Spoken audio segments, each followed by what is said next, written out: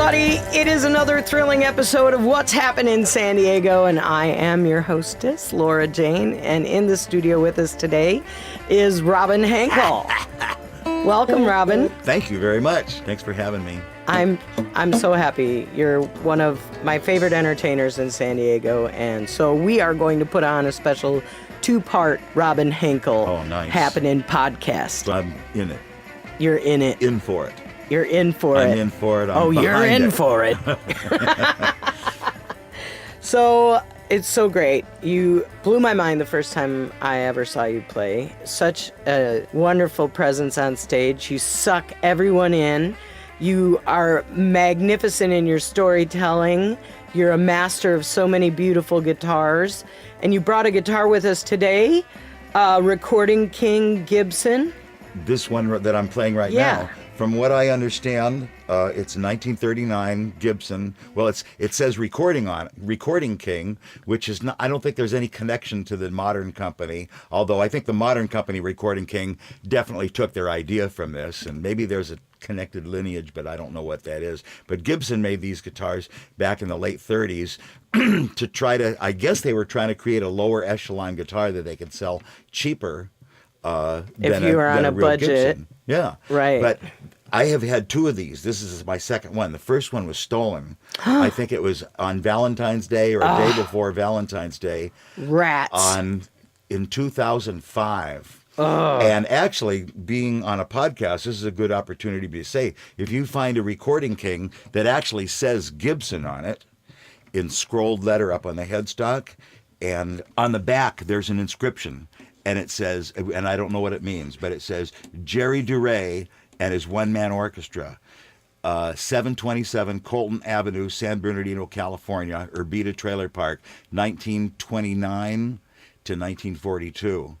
And I've tried to, find out what that was on the internet, and I haven't found anything. Of course, I haven't driven to 727 Colton Avenue, San Bernardino to see what's there. Dun, dun, dun. Yeah, that would be the next thing. It might be a 92-year-old lady living in a trailer that says, I know that bastard. Well, and it said Jerry DeRay and his one-man orchestra. I presume that means he was played guitar by himself. I don't know. But I love this guitar. It's got the V-shaped neck in the back. When you hold it, it just fits right into your hand.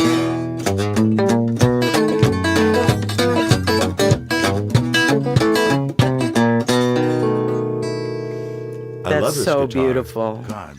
Wow. And your viewers can't see this, but the knobs are up close to my chin rather than down at the bottom below the So do you ever hit them accidentally with your hand? No, actually, I think you're more likely to hit them when they're down here. But I don't know. Not on this guitar because it's so far away, Yeah. So I want to know, what song have you been playing for the longest in your career?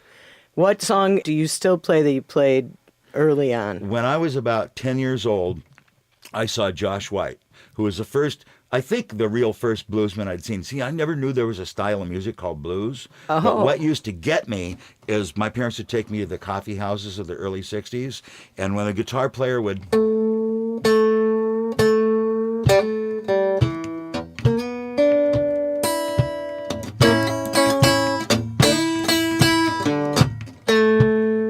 and they'd bend that string, my dad said, that's called choking the string.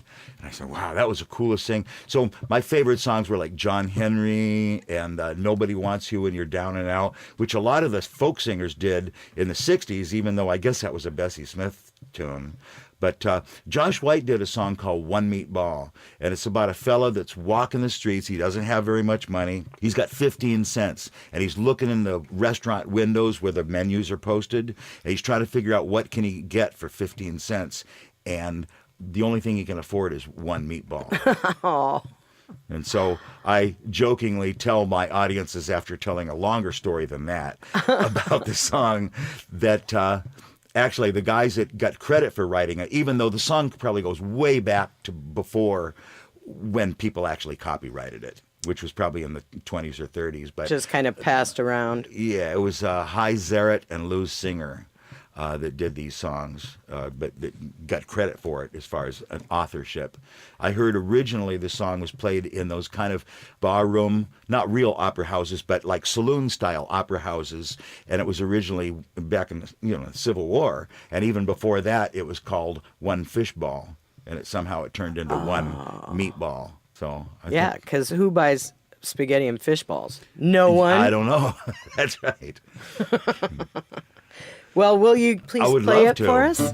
Thank you. And I tell it's hard to patrol your listeners over a podcast, but in live shows I say, this is a very sad song, and I will request there be no smiling Sorry, during too the late. song. Will a little man walk up and down to find an eating place in town? He read the menu through and through to see what 15 cents could do. One meatball, one meatball. He could afford but one a meatball. Well, he told the waiter near at hand the simple dinner that he had planned. The guests were startled, one and all, to hear that waiter loudly call, one meatball, one meatball. This here gent wants one a meatball. Well, the little man felt ill at ease. He said, some bread, sir, if you please. The waiter hollered down the hall, you get no bread with one meatball. One meatball. One meatball. You get no bread with one a meatball. Well, the little man felt very bad. One meatball was all he had. And in his dreams he hears that call. You get no bread with one meatball. One meatball. Where are my singers? Give it to me, Jane. One meatball.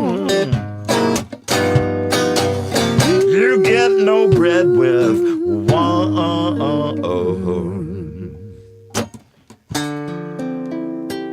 meatball.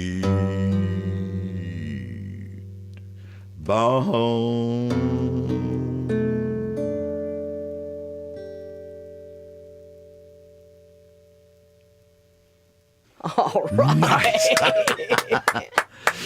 Josh White had a peculiar little thing that he did. In fact, it might even be, there's some YouTube videos, and sometimes you go to something that's on YouTube and you look for it again and you can't find it anymore. But one of the things he used to do was, you know how guitar players will take a lit cigarette and put it in the headstock between the string, and they'll be playing while the cigarette's burning. Right. Well, he used to put the cigarette behind his ear, but sticking out like this.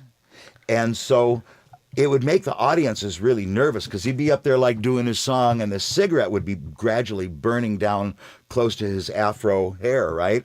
And when the song was over and he would grab it and take a puff off of it, people were like, oh, thank goodness. that was... Wow. Yeah. Yeah. It amazes me that people can play guitar and smoke at the same time, too. Mm-hmm. Like, it's dangling there, and it just seems like it would be going right up your nose, and you need to breathe, but I don't know. Yeah. It's been a while since I smoked. So, well, thank you for the... So tell me a little bit about who is your blues guide? How did you find out about Josh? Well, my parents took me to see Josh White. We were living in Seattle at the time, and I think it was in 1962 or 3. And But did they get into the blues also? well, not so much the blues.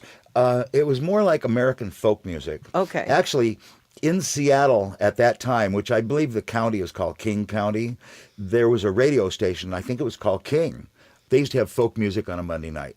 And it would be Pete Seeger, Theodore Bickel, all these different things. Kingston Trio? Yeah, Kingston Trio, the Limelighters, but a lot of kind of older, old-fashioned, like more authentic people that did not really blues, but some of the songs were blues, and I liked those songs. And at one point, one of the buildings from the Seattle World's Fair was used as a convention hall for concerts, and they presented Josh White, and my parents said, well, let's go to this. And of course, I figured, at 10 years old, if my parents like it, it's got to be bogus, It's like, I'm not going to dig it, And this guy knocked my socks off, and I said, wow, I like every song that he did. He was billed as playing what were called Negro spirituals and blues. In fact, one of his albums was spirituals on one side and blues on the other side. And there was one record, it was like the story of John Henry, and the whole, 20-minute or maybe a little longer side of this record was little myth/history, whatever. This long story of John Henry with all these little songs thrown in as a part of the thing. And I was like pretty captivated by that when I was a little kid. So Josh White was my first guy that I heard that played blues, and up until then it was just like folk singers. When we moved to San Diego, which was right about that same time, 62, there were coffee houses around here that had some of that music in it. One of them was called the Upper Cellar, and it was about 6100 block of El Cajon Boulevard. And it was fixed up like a cellar when you walked in, even though it was on street level. That's why they call it the Upper Cellar, right? Ah. It was like they had like the vents and the different plumbing and stuff that you'd see in the ceiling. And, in the Midwest where they'd have like a basement, there'd be a door going to the basement from outside the house, and it would be at an angle. Right. And you walk down the stairs. That's the way the entrance to this place was, even though there were no stairs. And I remember there was one folk singer in particular that I thought was really cool, and his name was Pat Foster. And I haven't heard anything about him since then, but I was playing at Zell's one night in Del Mar, and I mentioned the Upper Cellar, and he knew it. And he used to go there and play there. So he's older than me, obviously. And I mentioned, do you remember Pat Foster? And he says, well, I almost got in a fight with Pat Foster. The guy used to talk all this stuff in blah, blah, blah. I had to shut him up, But so he might have been kind of a show-off. When I was a little kid, you're not aware of some of the nuances of adult interaction. So that was kind of cool.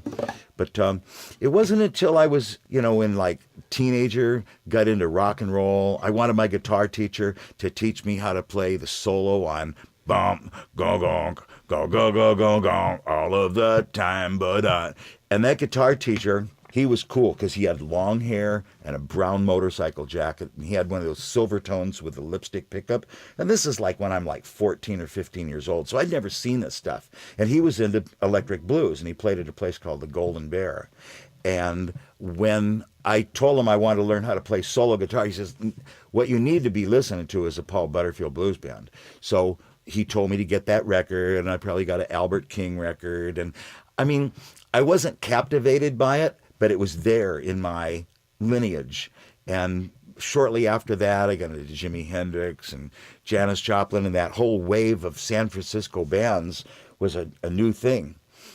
At that time, I was in a soul band. I was 17 years old, the oldest one in the band. It was called the Highlights, and we were what you would call a white soul band. You were 17 and you were the oldest guy in the band. Right. The parents, I was the only kid that could drive, and the parents would take the kids around to the local gigs. And we played the Naval Hospital, Miramar Naval Air Station, all the different military bases, North Island, and that's places where little kids could get a job.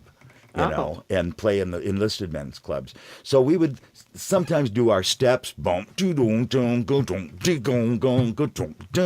like little white soul brothers, really. That was our thing. And did you practice in the garage? Yeah, we practiced in the garage, and the parents would be in the kitchen smoking cigarettes, drinking coffee, eating, cookies and stuff while the kids practiced. And I was kind of the black sheep of the band because I wanted to do some Jimi Hendrix and some Janis Joplin. And that was kind of like the new music that was coming in. There was one we will call affectionately Redneck Dad. He'd take a hit off his Chesterfield non-filtered. He'd go, "My boy ain't playing none of that psychedelic music." And that's what they call it. That was psychedelic music. It was drug-influenced music. But I actually kind of won the argument and got them to play, I think we played Jimi Hendrix Fire, and we tried to do Piece of My Heart or one of those Janis Joplin. And I don't know if any of it sounded really good, but at least we did that. And by the time I got into college, I decided, I've had it with music. I'm not going to do music. What? Yeah, I was into political. Now, where in the heck did you go to school that made you turn Well, it against wasn't music? that. It was just, I think that the Vietnam War was going on. Okay. And I was a student deferment, doing what I could to stay away from that whole thing.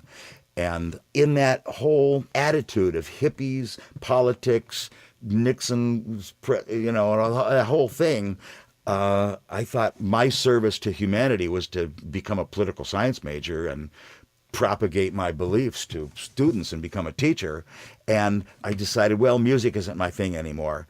But what happened, a lot of times when you make a decision in life, what happens is something comes out of left field that changes all of that. And what happened, it was very fortunate, really. Two guys that played music, I thought way better than me, wanted me to be in their band as a singer and a bass player. So I became the bass player and singer, and I continued music, and I'm doing it today. Even those guys have gone on to different careers, and I'm the one that's become the lifer.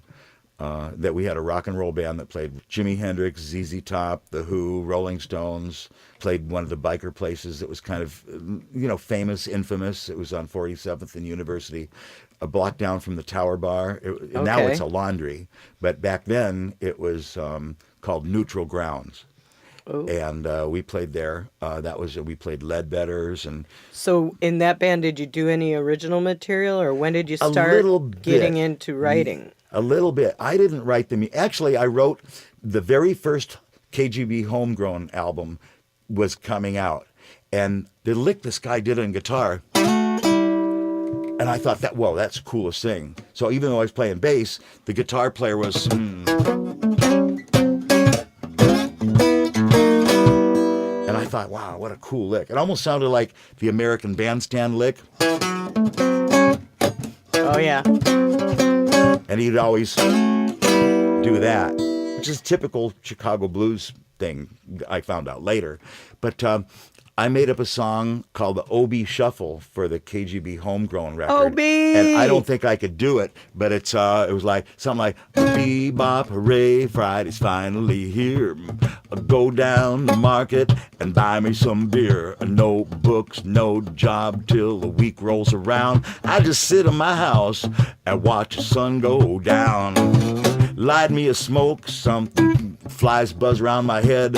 A bubba-da-da, light a doobie instead. For some people, the world's riches seem far out of reach, but I got what I like in Ocean Beach. All right. So they played that song on the radio a lot, promoting the record, and we were all, very arrogantly thinking, well, we are on the record, and we weren't on the record. They just used that song to plug it, but that was still very cool. They plugged their record with your song, and you weren't even on the record. So we must have been one of the good songs that didn't get used. But it was still honored because that's one of the only times I'd ever been really on commercial AM radio. Now, is there a recording of that song somewhere? Probably, but I don't have one. Wow. If anybody out there is listening... It was called the Ocean Beach Shuffle, or the OB Shuffle. If you have a copy of the OB Shuffle, what was the name of the band then? Jambalaya. Jambalaya. Please send us That's funny. that at chris@hapnyn.com. Please send us that recording. Yeah. Oh, my goodness. The recording engineer, which was the guitar player in the band, Corky Tennessee, who was a wonderful, wonderful guitar player, may have a copy of that in his tapes. Come on, Corky. Cough it up. I love OB. So, it's my favorite beach in San Diego. I love it. So, to put a cap on that, it's hearing Cream do Crossroads Blues that focused me back towards the primitive blues style of Mississippi, the Delta blues, the country blues, Robert Johnson. And that's where I found out about that and started getting back into that. So what I do now kind of came from some of that, that's the backstory behind it. Right. Is that I found out about Robert Johnson by basically admiring Cream and Eric Clapton. And shortly after that, in 1975, one of the women who was a bartender at Neutral Ground said, let's go to the Bacchanal and see John Hammond Jr. And we did. And he was like stomping the floor. His picks were hitting the face of the guitar, and he was playing a harmonica at a collar stand. He was like, he was like a one-man band. On one hand, my eyes were as big as quarters, and I was looking at him going, I could do that. And that inspired me to get into that style of old blues. Yeah, and you are like a one-man band. I mean, you have always a variety of instruments with you, a lot of different stories. You usually educate along with entertain, you're hilarious. You pay attention to the audience and interact with the audience, and I love your style of entertaining. Thank you. And you don't need anyone else, but I love it when you have a band too. Mm-hmm. You're so versatile. Do you have a preference? Do you like doing it alone, or do you like doing it with a big band? Or there are a lot of reasons for playing alone. One, that you don't have to depend on anyone. It's a solid economic unit because Right. It's easier for one person to make $100, where if you play in a band, everybody's making $50. At least on the scene, playing local restaurants and places that I play. Yeah, well, I'm in a 7-piece band. I understand. I haven't gotten much past that really in all these years, but it's gotten a lot easier and the gigs are a lot better now. But I think it was during the 80s. I wanted to play solo because whenever we would get a gig, I would have to call 5 guys on the telephone and ask them if they could all be there at that time. And all of the different babysitting jobs that go hand in hand with having a band, I decided I'm not against having bands, but I'm going to start playing solo. And it was actually during that time that I opened for the Paladins at... Hooray for the Paladins! A place at like 60th and University. It was a place that might have turned into Edda's. I don't know what it was called back then. Oh, yeah, I know where that is. Oh, it was Bodie's. Bodie's. Oh, yeah. Now we're talking. And a fella named Paul Wong was the guy that booked that show. But yeah, Edda's was still going when I first moved to town in 2001, but I never, ever made it inside the doors, and they closed it. Well, that was back in about 85 or 86 that happened. Bodie's. Yeah. With the Paladins. Yeah. And that was pretty special. Yeah. I'd never seen them before. They really did it, They are so highly entertaining on stage. I mean, I liked their music before I moved to San Diego, but when I saw them live for the first time 5 years ago, I could not believe it. I was like, wow! I will never miss another show as long as I can help it. Hey, speaking of showmanship, you're a real snazzy dresser on stage. You must have, the greatest vintage clothes collections, or at least vintage ties. Did you develop this cool style through the years, or? I think, it's funny how a lot of where I am, or maybe where we are today as performers, is based on years of struggling to just get over. And one of the things I realized about 20 years ago was of all the difficult, promoting yourself, getting the gigs, material and the whole art thing, all of the sideline business, one of the easiest things you can do is put on some nice clothes. So I started doing that. And I think it made a big difference. And it just eventually turned into old-fashioned pants, turned into suspenders, turned into a tie, turned into the Big Apple hat. And I remember one of the formative moments was when I was playing at Croce's Top Hat downtown, and Mike Cherry was playing drums with me at that time. And he shows up to the gig, and he was wearing these cool vintage pleated pants. And I go, Mike, where'd you get them pants? He goes, right up the street, this place called Lee's Menswear. So I started shopping there. I shopped there. They've moved 3 or 4 times since then. I still shop there. Where is it now? It's near Euclid and Division. Okay. I guess what you'd call Southeast San Diego. Yeah. It's just a little bit south of Highway 94 on Euclid. And that's where I go. They got the look. They got the stuff. Actually, they've changed a little bit too, so I'm a little disappointed. They quit having.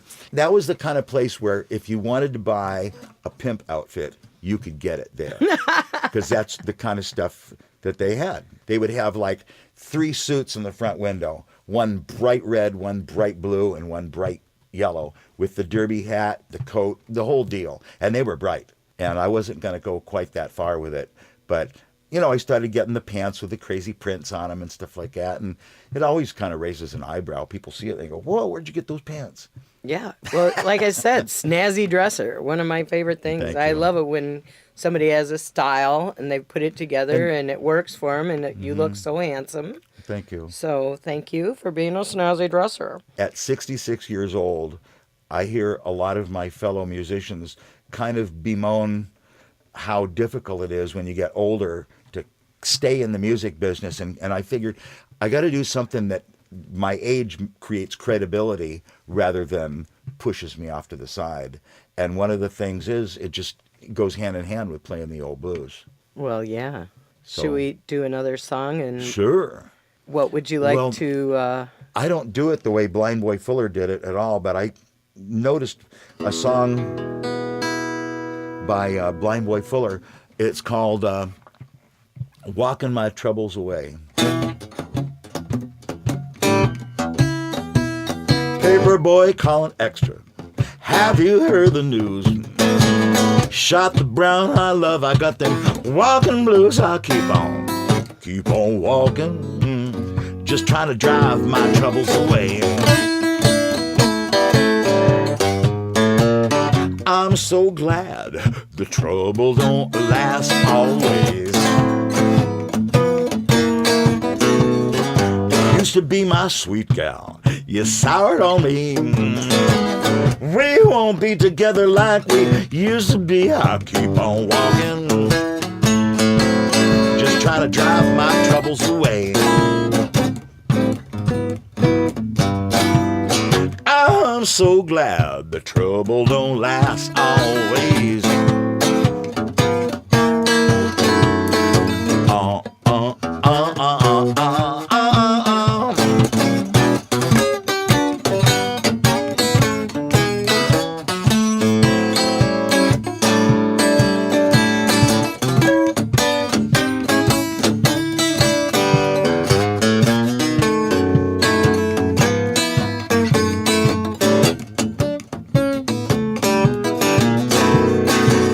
Coffee grinds in my coffee, a boll weevil in my meal. Tacks in my shoe that keeps on sticking in my heel. I keep on walking, just trying to drive my troubles away. I'm so glad the trouble don't last always.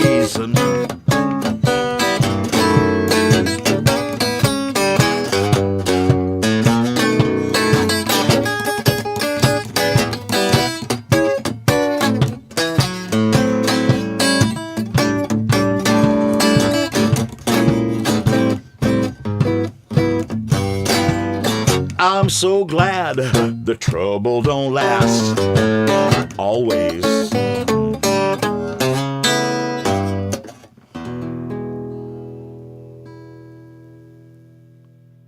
Woo-hoo! Well, that concludes this portion of our thrilling interview with Robin Henkel. This is part 1 of a part 2 series. Are your butt cheeks clenched in anticipation of next week's podcast? Part 2, the thrilling conclusion of Robin Henkel on what's happening in San Diego? I know mine are. Until then, you stay classy, San Diego, and continue to peruse happening.com for everything that's happening in San Diego. See you next week, Robin.